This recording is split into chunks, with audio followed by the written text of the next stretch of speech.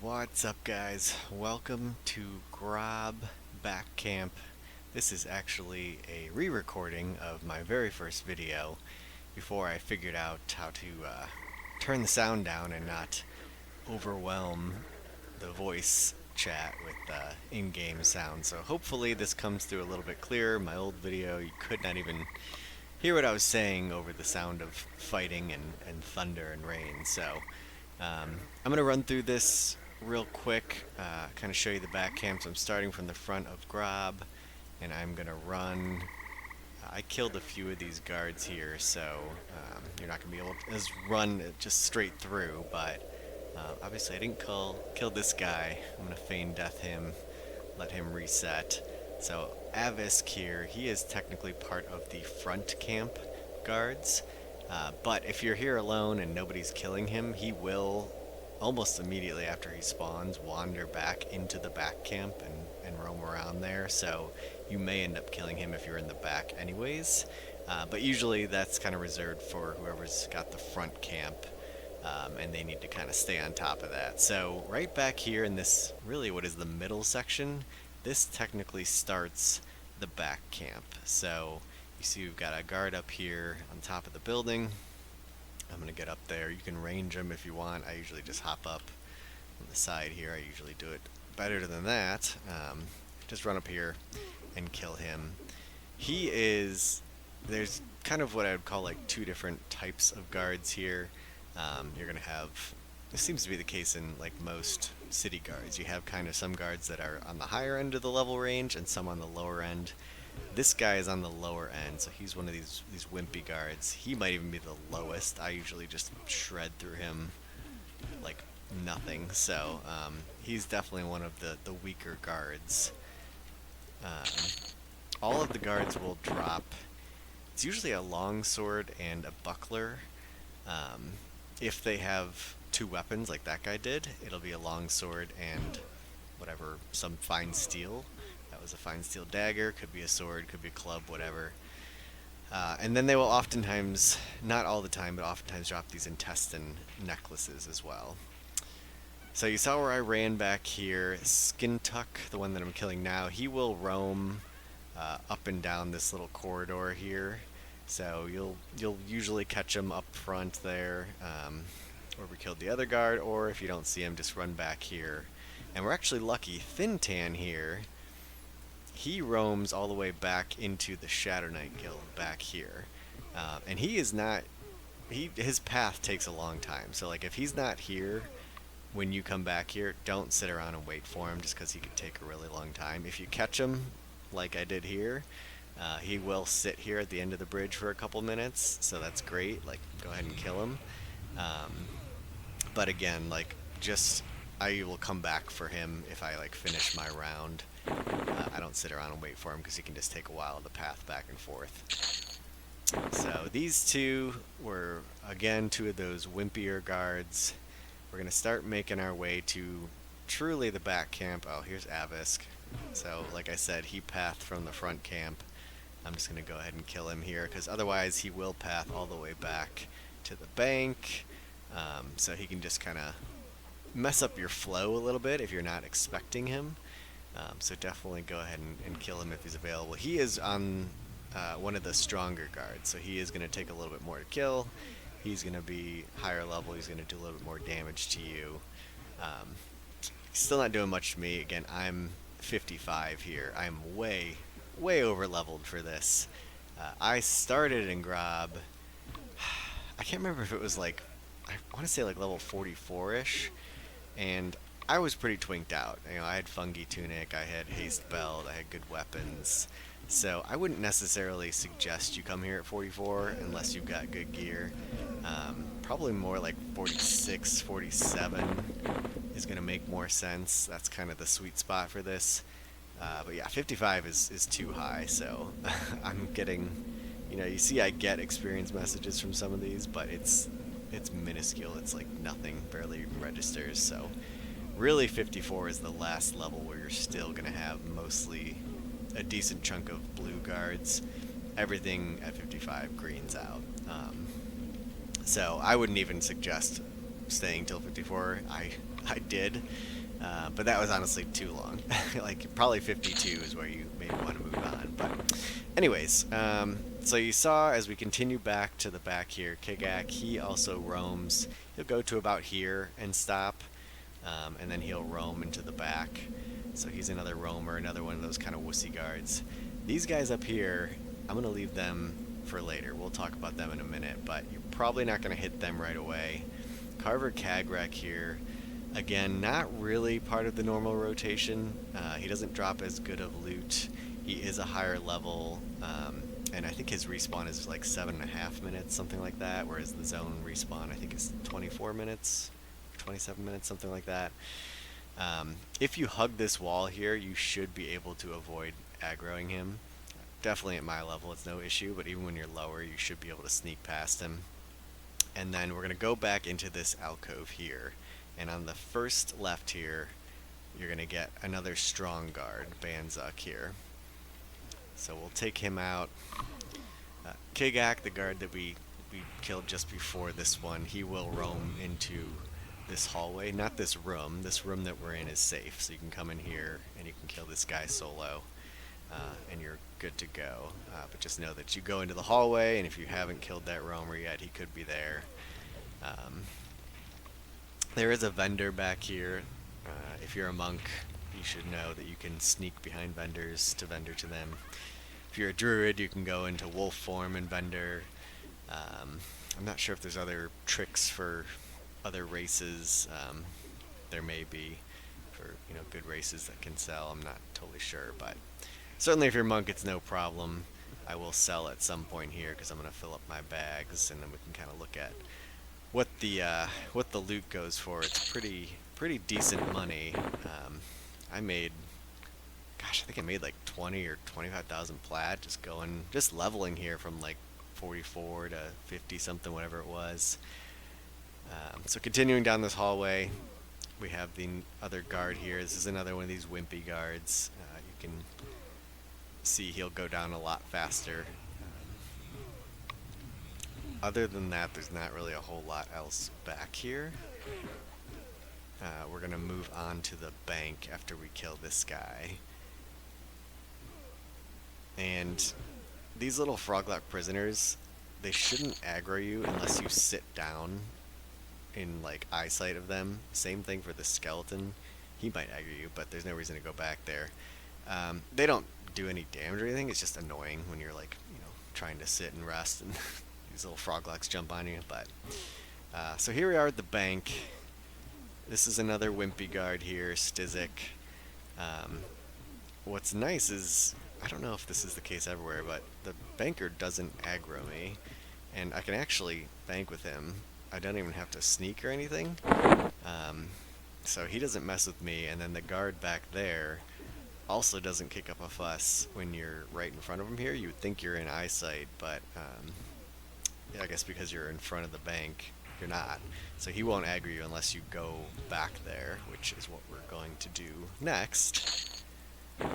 Typically, if you're not high enough level, I wouldn't even suggest doing this because you will aggro the banker. And the banker can do some damage. And also, Gobson is no pushover either. He's definitely not one of the wimpy guards. So you're going to be taking double damage here while you kill these guys.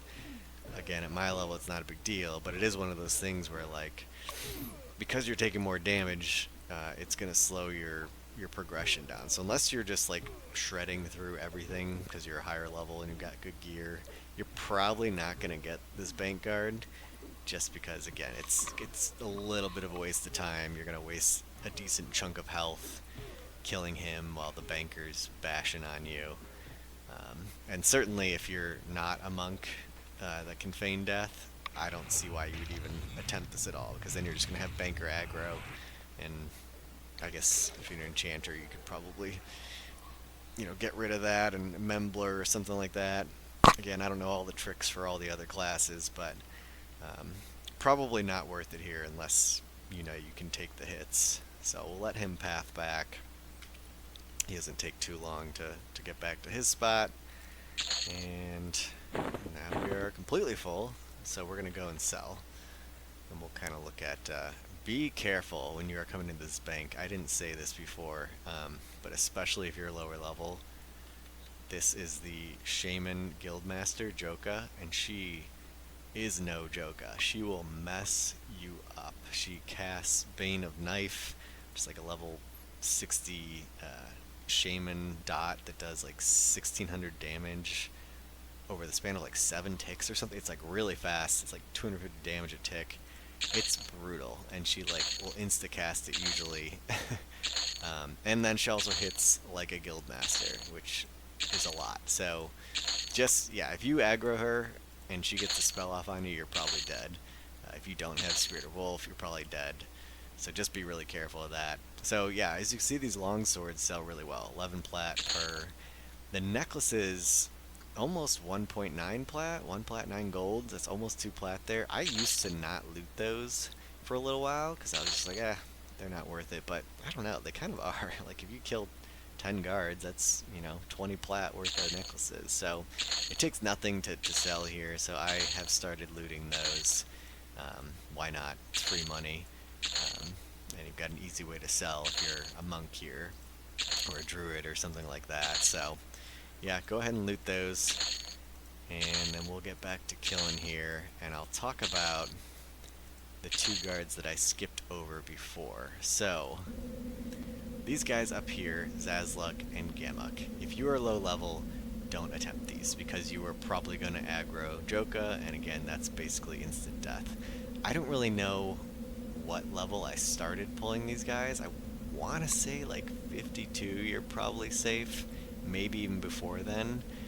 You're just going to need to play around with sort of aggro radiuses, but what I do is I just come up along behind these merchants here, and I will range attack them. You can actually hop up there and attack that guy, and then I can like range that guy, but I've done that a couple times where I've ended up aggroing Joka even at a higher level, so I don't even mess with that anymore. I pop a quick range attack on them. Where's my range? There it is. And then I run over here, let them follow me out just to get them at a safe range, because once you kill one of them, the other one will run at low health. So again, if you're not shredding through these guys, you don't really want him pathing back into there and possibly aggroing the Shaman Guildmaster. So one of these is a wuss, Zazluk, the one I'm killing right now, and the other one is a strong guard. So I typically would recommend taking out the strong guard first. He's going to be doing the most damage to you. It takes longer to kill, but you'll take less damage overall, I think. I've tested that a little bit, and that seems to be the case. But to each his own. Maybe you want to root one, if you're root rotting these. If you're just face tanking them, I'd usually say take out the stronger guard first. And that's again where, like, you're probably not even if you didn't aggro the banker, or sorry, not the banker, the Shaman Guildmaster at lower level, like, you're getting double teamed by these guys. You're probably not going to want to pull them because you got the same situation as you do with the bank guard, where you're taking double damage, and it's just going to slow you down. So it may not be worth it for you.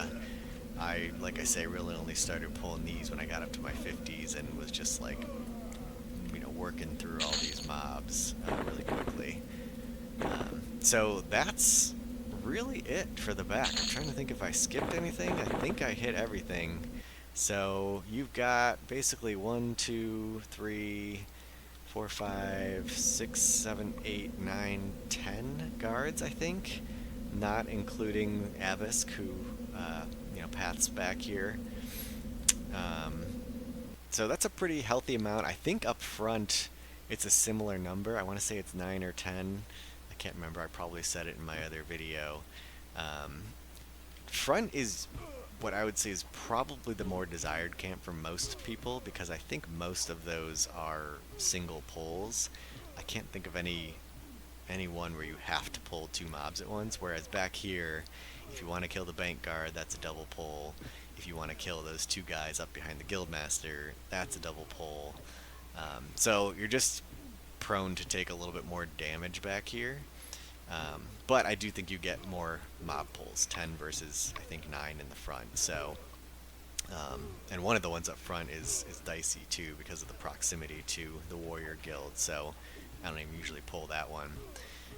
So yeah, it's, you're gonna take what you can get here if there's other people here, but I think if you have the choice, you probably want the front guards unless you're really high level like I am and you're just, shredding guards for some plat. Then you can kind of do whatever you want. Um, just killed Cagrek here to kind of show you.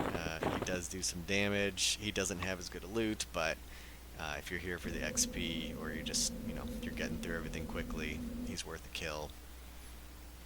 So that's really it for the back. I'll talk a little bit, if you just came here to see how to do the back and how to work it and that sort of thing, I think that's kind of the end of it. But yeah, if you're here for the content and you like to follow along with Punchinello's journey, I just came back to the game not too long ago. I'll talk a little bit about what's been going on. So I mentioned in an earlier video how my account got hacked. That was fun. Got everything back, thankfully. And what I ended up doing is I started going pretty hard on the monk. So I mentioned, I think I was 52 when I kind of stopped playing, and he was here in Grobb. That's kind of where I left off, and I had sort of said, like, once I hit 52, I was gonna move along. It was time for me to mosey. And then what happened? I think when I came back, it was right around a double loot, double experience weekend, and I got back on the monk and started kind of playing him, and he was here in Grobb. And I was still getting really good experience because, like I say, I still had a lot of blues. There were some greens, but it was double XP, so the experience felt really good. The loot was really good. I was getting crazy money off these guards. So I kind of just stuck around. And before I knew it, with the double XP, I was level 54. And that's when, like I say, it really greened out. It was like, okay, I'm not getting anything here except some plat. So I did end up moving on at that point. I think I went over to Carnor's Castle for like half a level and spent some decent time there. I think that might have been it. I can't remember where else I might have gone to XP, so that might have been it. But what I also started doing is I started going real hard into the Monk Epic. So big shout out to Castle. They really made it all possible. So I do have my epic now. I literally got this today. So this is fresh, and that's kind of why I came back to Grobb. Is like I spent so much time here killing guards that I knew very well how long it took to kill them and that sort of process, and I wanted to see the power jump on mobs that I'm familiar with the epic, and it is fucking tasty, let me tell you. But anyways, what was I saying? Big shout out to Castle. There's a lot of mobs that you have to kill for the Monk Epic that require, if not full groups, like raid forces. So would not have been able to do that without them, and got it done pretty quickly, honestly, over the course of probably 6 to 8 weeks. Just kind of doing one step a week almost. So yeah, it was a process, but very, very cool epic. Definitely feels good to have this on a monk. You feel just insanely powerful when you have this. It's 40% haste is the Celestial Tranquility effect, and it's a click effect if you didn't know. So I've got it bound to my flying kick, so anytime I kick, I'm activating it, because I think it's 3 ticks, lasts for 18 seconds. So just a good way to not forget to activate it. But yeah, it feels pretty good to have that. Very exciting.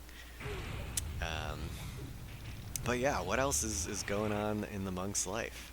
I do have a T-staff now. I kind of mess around with a few different items here. I like the stun club, specifically when I'm doing guards, just because it keeps them from hitting me more. Which the T-staff also has a stun effect, but I just like dual wielding too. So yeah, well, as I do in most of my videos, I think I'm starting to ramble a little bit, so really just wanted to show you guys the back guards, redo that video that you could not hear before. And hopefully I kind of covered everything there and just give you guys an update on what's going on in my P99 journey. So, pretty excited to have the Epic now. Um, and yeah, I think that's kind of it for this one. We'll catch you guys in the next one. Take care.